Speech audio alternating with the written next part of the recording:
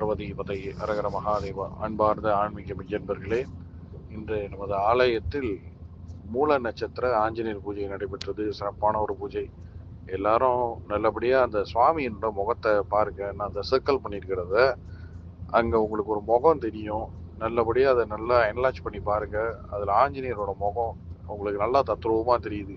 அவர் எப்படி இருக்காரோ, மேல ஒரு கொண்டை, கண்ணு ரெண்டும் திறந்து, அவரோட வாயும் திறந்து இருக்குது, மூக்கு, பல்லு எல்லாமே தெரியுது பாருங்க.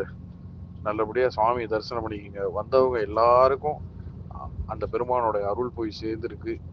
நம்ம பூஜையை அந்த இறைவன் ஏத்துக்கிட்டாரு அப்படின்னு ஒரு பெரிய ஒரு சான்று. நல்லபடியா தரிசனம் பண்ணிக்கங்க.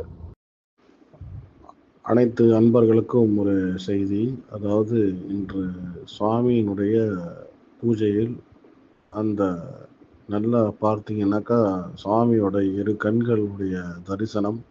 இது நம்ம ஃபோட்டோஷாப்போ எதுவும் பண்ண கிடையாது. இந்த புகையிலே வந்துட்டு சுவாமி கண் திறந்த மாதிரி அவருடைய திருவுருவம்.